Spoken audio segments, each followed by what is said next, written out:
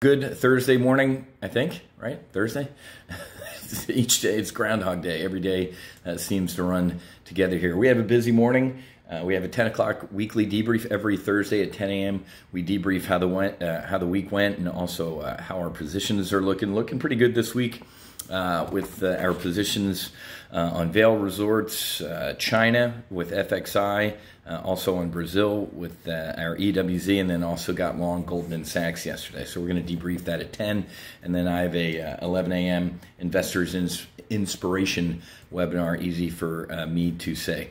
Other night, watched The Bounty because of the president's tweet about mutiny on the Bounty. It was very interesting how the president aligned himself with Captain Bligh, actually, and it's a true story. Bounty, Captain Bligh, Christian Fletcher. Very, very interesting constitutional debate this week about the president going from, hey, my authority as president is absolute, which was obviously cringeworthy. That's not even close to anywhere to the truth. And I can't stand... Again, I want to punch me in the face sometimes when I agree with Governor Cuomo when he says we don't have a king. I couldn't stand when Obama talked like that, and I can't stand when Trump talks like that. We do not have a king, and the president's power is not absolute. We fought a war over this, I believe, and states' rights. Regardless, let's put that aside. The president trying to get us back to work by 1 May, kind of an aspirational goal, quote unquote. The man's right. We got to get back to work. This is absolutely horrific. I did partake in some civil disobedience yesterday, not up in Michigan. Good job, Michigan, by the way. Going to get my haircut. I mean, the guy didn't get a loan, clearly. The difference between the haves and the have-nots is getting pretty damn big. I mean, this guy's going to go out of business. A barber, we can't go get our hair cut. I mean,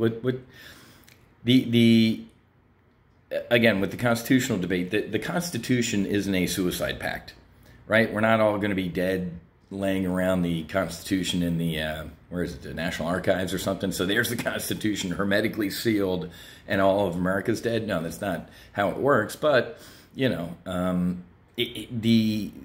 absolute insanity, especially up in Michigan with the stupidity of that governor, just trampling on our right. Nowhere in the Constitution is there like an asterisk that says, unless there's a pandemic, then all this stuff goes out the window.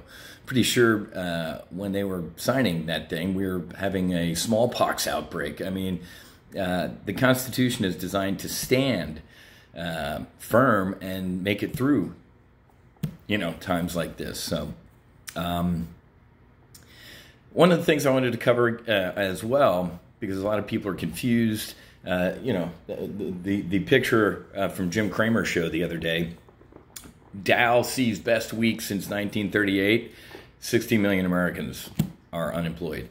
This morning at 8:30, so coming up here is going to be the weekly unemployment claims. I think it's going to be 5 million-ish. So 21 million Americans out of work, and I still think that's low. I'm saying 25 to 30. At the height of this thing, we might see 40 million Americans unemployed. And look at how the stock market's doing. So you have to remember, especially if you're new to investing or you just kind of woke up to investing when your 401k became a 01k recently, the stock market is not the economy, period. If you think they are tied together, you're going to get wiped out. And one of the wizisms that I like to remind folks of is you have to trade the market you have, not the one you want. Not that we want a down market, but the market we have right now, you cannot fathom. And I talk to folks on a daily basis here. One of my buddies is a big economist at a big school with Ivy on the side of the wall. He's like, Wiz, dude, you can't even, the math doesn't work with the amount of money and what the Fed is doing, trying to prop up this market. Now, a lot of that Fed money stuff isn't filtering down to, men and women working in a restaurant right now, and that's bad. So here we go with the stock market going up. We're having a blast. Like I said, we got 4 or 5 trades this week that are looking very, very solid, and people are hurting. Like I said, I went and got my haircut yesterday. What are you going to do, arrest me for getting a haircut? You can kiss my ass. We're starting to get to the point now where we are going to start seeing a little civil unrest with some of these governors just making up shit that they think they are allowed to do. That's wrong. I don't need a permission slip to go outside. I already have one signed. It's called the Constitution. It's called the Bill of Rights. And times like this, it's starting to piss me off a little bit with what's going on. So remember, when this weekly unemployment claims, I don't think I've ever really paid attention to this except for the past 3-4 weeks. It's insane. I can't believe we're going to hear about another 5 million Americans out of work. We have got to get back to work. I call it MAWA, Make America Work Again. We have got to open back up. We talked last week, I think it was, about this is a tough discussion to have, that on a chart somewhere, there's an acceptable amount of deaths versus, economic implosion. Folks, everybody dies. My dad, I miss my dad every day. And what did he say? Matt, nobody makes it out alive, man. He used to say it tongue in cheek. He's right. None of us are going to make it out alive, folks.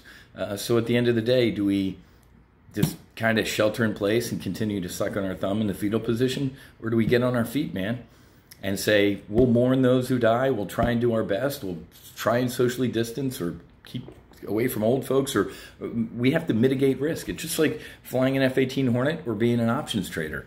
Mitigate risk, right? People sit there like, okay, this dude flew fighters and flies, an Albatross now, and he's talking about, managing risk. As a fighter pilot, as an options trader, we want to minimize all known risks, right? If you go out and get smoked because of something you could have foreseen, you deserve to die. I mean, that's we'll still toast you at the Officers Club, but we're going to whisper to each other like, well, that dude was an idiot. He deserved it. But if there's just some, unknown missile, you just couldn't have seen something and bad happens, then we're going to toast you at the Officers Club and go, yeah, didn't deserve that. That kind of sucks. Like last Thursday, Thursday, we had some good bearish trades on. Everything was looking fantastic. After the weekly jobs number came out, within 0.01 seconds, the Federal Reserve came in with a thermonuclear weapon and completely destroyed capitalism. That is the day that capitalism died. And that's essentially the day I said, that's it, smoking the hopium, the market's going higher. Oh my God, there's people unemployed and companies. Doesn't matter. It does not matter. The stock market is not the economy. Okay? So I'm worried about I've never been one of these class warfare guys. That type of discussion makes my skin crawl. But here I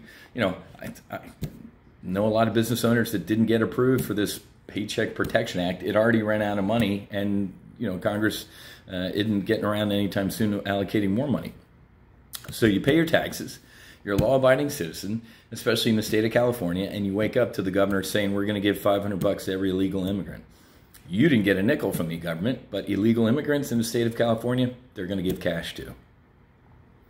Yeah, let that one sink in. Let that sink in, folks.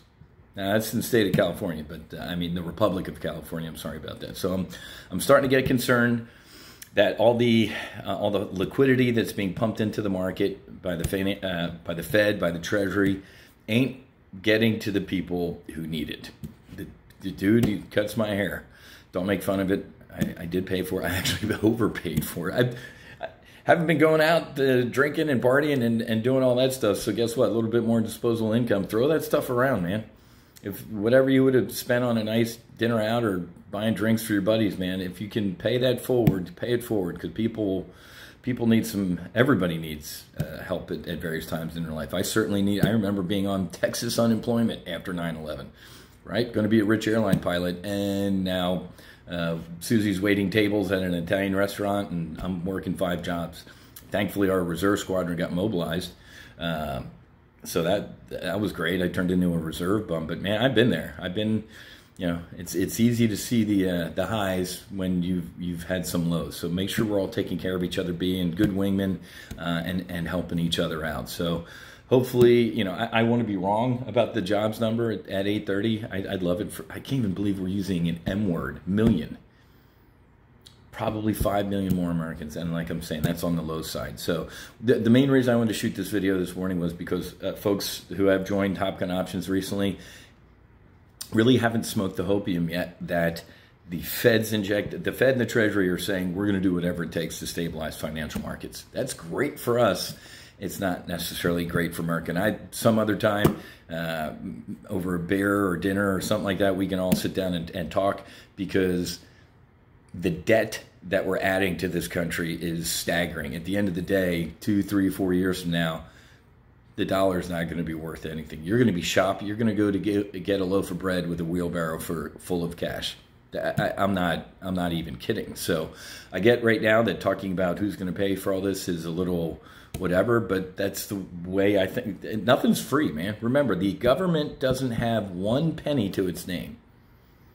This idiot on Facebook, like, Trump signing the checks. I don't want to, whatever, man. Just let's move. Accept that type of stuff and just kind of shrug. Other people, their faces melt off. But he said, well, and that money's not coming from him. It comes from the government. I'm like, you're wrong. He's like, no, it's not coming from him. I'm like, no, you're missing my point. That money isn't coming from Trump, and it isn't coming from the government. It's coming from me, and it's coming from you and you. It comes from us. The government is a referee of money. It doesn't own a penny, folks. Now that we can talk about the Federal Reserve, the dude just opens the trunk of his town car, puts in paper, adds more printer ink, and just starts printing out money. I get that. But no, as far as the federal government, the Treasury, it's us. It literally is we the people. So let's end on that kind of high note here. The Constitution isn't a suicide pact, but at the end of the day, I don't need anybody's permission to go out in public without a mask and go to the beach or anything. It's called the Bill of Rights, and it's called the Constitution. And nobody in this country can take that away from us, unless the president wants to declare martial law, which would be its own problem.